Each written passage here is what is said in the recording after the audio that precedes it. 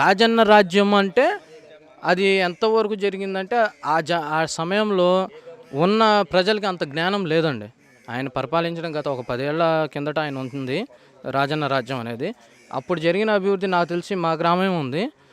ఒక cement road 4.5 లక్షలు పెట్టేశారండి. ఒక సిమెంట్ రోడ్డు. జస్ట్ ఒక హాఫ్ కిలోమీటర్. తర్వాత 2012 అప్పుడు ఒక సిమెంట్ రోడ్డు పడిందండి. ఇది గ్రామం మొత్తం మీద. తెలుగుదేశం లోటు బడ్జెట్లో వచ్చింది చంద్రబాబు నాయుడు గారి ప్రభుత్వం. వచ్చిన తర్వాత మా గ్రామంలో ఇంత సిమెంట్ రోడ్డు కూడా బాకీ లేదు. మొత్తం వేశారు. అంటే అప్పుడు తెలంగాణ, ఆంధ్రప్రదేశ్ కలిసి ఉండగా ఉన్న ఇన్కమ్ ఏమైంది? ఇప్పుడు ఇంత లోటులో ఉన్నా సరే, అంటే తెలంగాణ విడిపోయింది. హైదరాబాద్ మెయిన్ ఇన్కమ్ సిటీ అన్నమాట మన ఏపీకి. అది విడిపోయింది. ప్రత్యేక కొత్త ఆంధ్ర అనేది మనకు వచ్చింది. సో లోటు బడ్జెట్ ఫుల్గా ఉంది. అయినా సరే సీసీ రోడ్స్, ఎల్ఈడి లైట్స్, అంటే మనం చీకట్లో ఉన్నామా వెలుతురులో ఉన్నామా అన్న తేడా లేకుండా పగలు రాత్రి ఒకేలాగా ఎల్ఈడి లైట్స్ పెట్టేశారు. పంచాయతీల్లో కూడా ఒక్క రోడ్డు కూడా పెండింగ్ లేకుండా చేశారు. అంటే గత ప్రభుత్వాలు మన అంత ఇన్కమ్ ఉన్నా సరే మనకు బాగు చేయలే. లోటు బడ్జెట్లో ఉన్నా సరే మా పంచాయతీలు అయితే, మేము పల్లెటూరు వాళ్ళం కాబట్టి మాకు ఎక్కువ ఇక్కడ అవగాహన ఉంటుంది, ఇంత డెవలప్ అయ్యి ఉంది. అంటే దేనివల్ల ఎట్లా జరిగింది అంటే గత ప్రభుత్వాలు మనల్ని ఎంత మోసం చేశాయి? అంత ఇన్కమ్ వచ్చినా డెవలప్ చేయలేదంటే దాని ఇన్కమ్ వాళ్ళు ఎంత తినున్నారు? అంతే క్వశ్చన్ మార్కే కదా.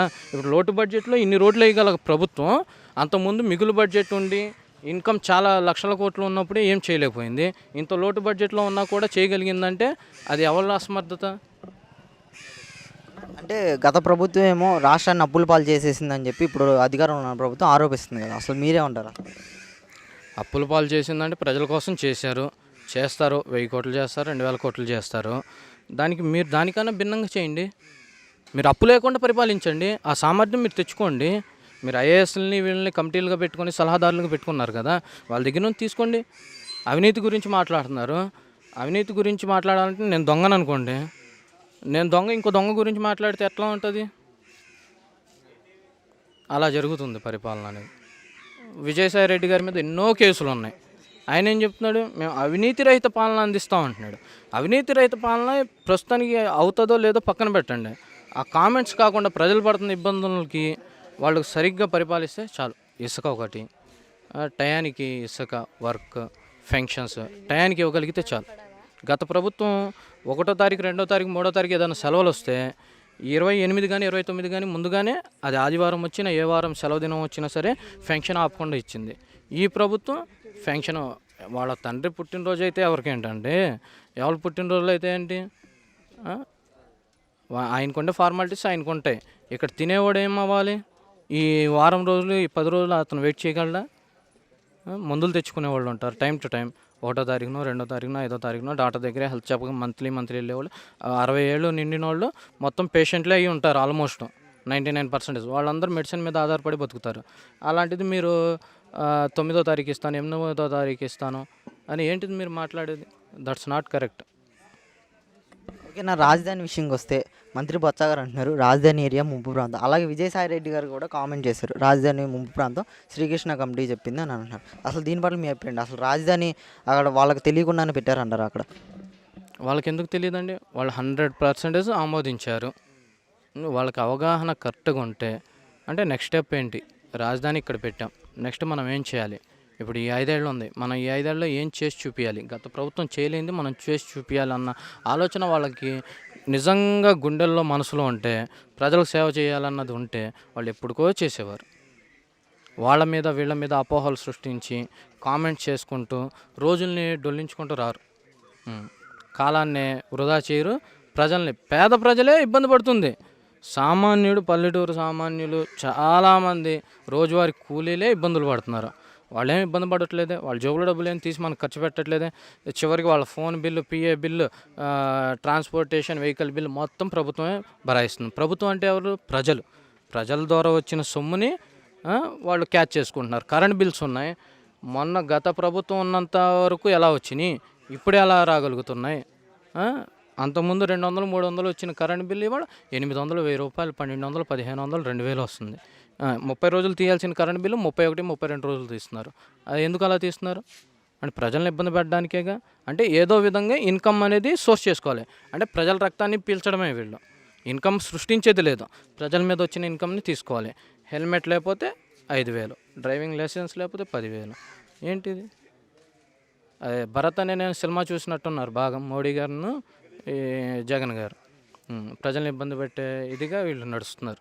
ప్రజలకైతే ఎటువంటి ఉపయోగం అంటే వీళ్ళ వల్ల ఎటువంటి ఇది లేదు, బెనిఫిట్ లేదు. ఇప్పుడు పోలవరం గురించి రివర్స్ ట్రెండింగ్ వెళ్తుంటే హైకోర్టు స్టే విధించింది. అయినా సరే ముందుకు వెళ్తాం అంటున్నారు. అసలు దీని పట్ల మీ అభిప్రాయం ఏంటి? చట్టం మీద వాళ్ళకి ఒక అవగాహన లేదు, చట్టం అంటే భయం లేదు. మన రాష్ట్ర అత్యున్నత న్యాయస్థానం ఏదంటే హైకోర్టు. హైకోర్టు ఆ చేయకూడదు పని అని చెప్తే హైకోర్టుకి మినిమం అంటే చట్టం, అది చట్టానికి మనం విలువ ఇవ్వగలగాలి. చట్టానికి విలువ ఇవ్వలేనప్పుడు ఏం ఉపయోగం? రివర్స్ టెండరింగ్కి వెళ్ళి ఏం ఉపయోగం? చాలామంది ఆరోపిస్తున్నారు సంక్షేమ పథకాలు పెడితే రాష్ట్రం అభివృద్ధి చెందుతుంది. కొందరు అంటున్నారు రాజధాని నిర్మిస్తేనే రాష్ట్రం అభివృద్ధి చెందుతుంది అన్నారు. మీరేమంటారు? సంక్షేమ పథకాలు అనేది అభివృద్ధి చేయాలి, రాజధాని కూడా అభివృద్ధి చెందాలి. 2 పనులు జరగాలి. గత ప్రభుత్వం ఏమన్నా లోటులో ఉన్నామని సంక్షేమ పథకాలు ఏమన్నా ఆపిందా? రోడ్లు వేయడం ఏమన్నా ఆపిందా? సంక్షేమ పథకాలు ఎటువంటి ఆపల. ఇంకా చెప్పిన దానికంటే సుమారుగా ఎక్కువగానే చేసింది అనిపించింది. ఎందుకంటే మాకు కానీ ప్రజలకు కానీ ఎటువంటి ఇబ్బంది లేకుండా ఈ 5 ఏళ్ళు నడిచినాయి. వీళ్ళు వచ్చి జస్ట్ ఒక 3 months 4 months అవ్వాలా, ఎంత ఇబ్బంది, ఎంత సఫరింగ్ అవుతున్నారు. ఇంకా 5 ఏళ్ళు వేచి చూడాలంటే ఎక్కడ? ఇప్పుడు చంద్రబాబు గారు అప్పుడు రాష్ట్రాన్ని విడదీస్తే ఉట్టి కుర్చీ కూడా లేకుండా వచ్చి బస్సులో కూర్చొని ఆయన పరిపాలించాడు, చేశాడు. తెత్లీ తుఫాను, ఫెతాయ్ తుఫాను వస్తే డైరెక్ట్ ఆయన వెళ్ళి అక్కడ నేరుగా చూశాడు. ప్రజల ఇబ్బందులన్నీ చూసి వాళ్ళ నష్టపోతే పంట నష్టాన్ని కూడా ఎమ్మటే ఫ్యూ డేస్లో అందియగలిగాడు. మరి వీళ్ళు ఎందుకు చేయలేకపోతున్నారు ఆ పని? ఈ ఒక ఎమ్మెల్యే అల్లా, ఒక ఎంపీ అల్లా, ఒక ఎంపీ వెళ్ళిపోయి బోట్లో వెళ్ళిపోయి కిన్లీ వాటర్ బాటిల్ అడుగుతున్నాడు. సిగ్గు ఉండాలి. ఆ మాట అడగాలంటే సిగ్గు ఉండాలి. నీళ్ళల్లో మునిగి ఉన్న వ్యక్తికి నువ్వు వెళ్ళి ఏదన్నా సాయం చేస్తామని వాళ్ళు వేచి చూస్తున్నారు. వీళ్ళు వెళ్ళిపోయి మీడియాని వేసుకొని వెళ్ళిపోయి మాకు కిన్లీ వాటర్ బాటిల్ కావాలని చెప్తే ఎంత సిగ్గుచేటు. అసెంబ్లీ అనేది అసలు ఎంత ప్రజలకు ఉపయోగకరమైన విషయం. అక్కడ ఎన్ని మంచి విషయాలు మాట్లాడుకునే స్థానం అది. అనిల్ కుమార్ యాదవ్ ఒక మంత్రి, ఉన్నత స్థాయి ఆయన ఉండేది. ఆయన మాట కానివ్వండి, ఆయన చేత కానివ్వండి, అసలు ఏం బాగోలేదు. అది ఆయన క్వశ్చన్ చేసుకోవాలి. ఆయన మనిషికి ఆయన క్వశ్చన్ చేసుకోవాలి. బుల్లెట్ దిగిందా? అదేమన్నా సినిమా షూటింగ్గా? అసెంబ్లీ అనేది ఏమన్నా సినిమా షూటింగ్ ప్రాంతం అది? రామోజీ ఫిలిం సిటీ ఈయన సినిమా షూటింగ్ చేస్తుంటే రికార్డింగ్ జరుగుతుంది అనడానికి ప్రజల సమస్యల గురించి మాట్లాడాలి. ప్రతిపక్షాన్ని విమర్శించడం అదే పని అయితే, ప్రతిపక్షాల పని అదే అయితే కనుక ఇంక ప్రజల గురించి పట్టుకొంచుకునే సమయం అనేది వాళ్ళకి లేదు. ఇంకా ప్రతిపక్షాన్ని విమర్శించుకునే పనిలోనే ఉన్నారు. మేము ఇన్ని సంవత్సరాల నుంచి చూస్తున్నాం, చిన్నప్పటి నుంచి ఏ ప్రభుత్వానికి వ్యతిరేకంగా ప్రతిపక్షం ధర్నాకి కానివ్వండి, స్ట్రైక్ కానివ్వండి తెరలేపితే దానికి భిన్నంగా ఏ గవర్నమెంట్ కూడా ప్రభుత్వ వ్యతిరేకానికి ఇచ్చేసిన వాళ్ళని వీళ్ళు కూడా ఎటువంటి చేయలే. కానీ ఈ వైసీపీ అనేది టీడీపీ మొన్న బంధుకు పిలుపునిచ్చింది, వీళ్ళు మళ్ళీ దానికి వీళ్ళు బంధు పిలిపించారు. ఇదనేది ఈ సిస్టమ్ అనేది మేము ఎక్కడ చూడలేం. అంటే వాళ్ళ ఆలోచన ఏంటంటే వాడు ఏం చేస్తే మేము దానికి వ్యతిరేకం చేయాలి, వ్యతిరేక అర్థాలు అంతే. ఇంకా అలాంటి వాటికి మాత్రం ముందుంటున్నారు, ప్రజలకి సంక్షేమానికి మాత్రం దూరంగా ఉంటున్నారు. అసలు ఆలోచన అనేది రావట్లా. ప్రజల డబ్బుని ఎట్టా దుర్వినియోగం చేస్తున్నారంటే అట్టా దుర్వినియోగం చేస్తున్నారు. నవరత్నాలు అన్నారు, చివరికి ఏం చేస్తాడో కూడా తెలియని ఇది. ఆ నవరత్నాల్లో ఇచ్చేస్తాను వచ్చేస్తానన్న నేను చెప్పాను అంటున్నారు. ప్రతిపక్షం క్యాసెట్తో ఏదో ప్రూఫ్ రిలీజ్ చేస్తుంది, ఈయన మాట్లాడని ఈయన ప్రూఫ్ అయితే టెలికాస్ట్ చేస్తున్నారు, కానీ ఈ టీడీపీ ప్రతిపక్షం టెలికాస్ట్ చేసే వీడియోనే కట్ చేస్తున్నారు. ఎందుకు కట్ చేస్తున్నారు? ఎందుకు ఆపుతున్నారు? మైక్ ఎందుకు ఆపుతున్నారు? ఆయన మాట్లాడాలి కదా. ప్రజా సమస్య గురించి మాట్లాడడానికి ప్రతిపక్షం ఉంది, చట్టం హక్కు ఇచ్చింది. ఎవరైనా ఏ వ్యక్తి అయినా సరే ప్రభుత్వం ఏదన్నా తప్పు చేస్తే దాన్ని విమర్శించే హక్కు ప్రజలకు ఉంది. మన దేశ ప్రజల హక్కు అది చట్టం కల్పించింది. ఆ హక్కుని వాళ్ళు తొక్కి పడేస్తున్నారు. ఇప్పుడు అనిల్ కుమార్ యాదవ్ మన ఇరిగేషన్ మినిస్టర్ కదా, కృష్ణా వరదలని సరిగా ఇంప్లిమెంట్ చేసామని అంటున్నారు. మీరేమంటారు? అసలు వరద వస్తే నాకు తెలిసి కాంగ్రెస్ హయాంలో అంటే 2009లో వచ్చిందండి మనకి అంత వరద. మళ్ళీ ఇప్పుడే వచ్చింది. అంటే మిడిమిడి జ్ఞానంతో, అంటే కొంత జ్ఞానంతో చెప్పగలిగే మాటలు అవి. వాటర్ని ఎలా స్టాక్ చేసుకోవాలండి? మనకు ఉన్న వాటర్ని కొంత స్టోరేజెస్ ఉంటాయి, వాటిని మళ్లించుకోవడం కానీ ఏదో ఒకటి చేయాలి. వాటర్ని అట్లా స్టాక్ చేసి ఒక్కసారిగా వదలడం వల్ల ఒక వ్యక్తి పడవ అడ్డం పెడితే ఆ ఇరుక్కుపోయి ఆ పడవ తీయడానికి ఎంత వాటర్ వేస్ట్ అయింది, కృష్ణా వాటర్. ప్లస్ ఆ బోటు తీయడానికి వెళ్ళిన పెద్ద ఒక ఆయన ఆ వాటర్లోనే కొట్టుకుపోయి చనిపోయాడు. అది ఎవరిది మైనస్, ఎవరు తప్పు? అది ప్రభుత్వందే తప్పు. 3 రోజుల నుంచి 4 రోజుల నుంచి వాటర్ ఆ విధంగా వెళ్తుంటే వాళ్ళు చూడకుండా ఎలా ఉండగలిగారు? వాళ్ళ ప్రభుత్వ ప్రతినిధులు పనిచేయట్లేదా? దానికి కారణం కేవలం ప్రభుత్వమే. ఒకసారి జనాల మీదకి వచ్చి రోడ్ల మీదకి వచ్చి మా పరిస్థితి చూడండి. మీరు కార్మికులు అనే భావన ఎట్లాగ ఉందో, కార్మికులు బతికేయడం ఒకసారి మీరు వచ్చి ఆలోచించాలి. కోనాయిల్లో కారులో తిరగడం కాదు, ఒక్కసారి లేబరు పరిస్థితి మీరు చూడండి. ఎన్ని నెలలు మీరు సీఎం ఎక్కిన కాడించి ఇంతవరకు ఒక ట్రక్కేసుకొచ్చింది లేదు. అదొకసారి ఆలోచించుకోండి. మా ఆవేదన ఏదో మీరు ఒకసారి ఆలోచించాలి జగన్ గారు. గత ప్రభుత్వంలో అవినీతి జరిగింది, ఇసుక మాఫియా బాగా జరిగింది అని చెప్పేసి ఎందుకన్నా అవినీతుల గురించి బతుకు తెరుగు కోసం క్యారేజ్ పెట్టుకునే వాళ్ళకి మాకు అవసరం అవినీతి, మా బతుకు తెరేదో మాకు కావాలి. అందుకని ఎవడో అవినీతి చేశారో, ఎవరో అవినీతి చేశారని మాకు ఎందుకన్నా అవన్నీ ఆడేదో అవినీతి చేశారని లేబర్ పట్టుకొడతారండి. ఏది ఎక్కడ 1 నెల 2 నెలలు, 1 రోజు 2 రోజులు, ఎన్ని నెలలు తక్కువ రేటుకి? ఇంతకుముందు 1500 కొత్త ఇసుక ఇప్పుడు 10,000. ఎవడ బరాస్తాడు? బరాస్తాడన్నా?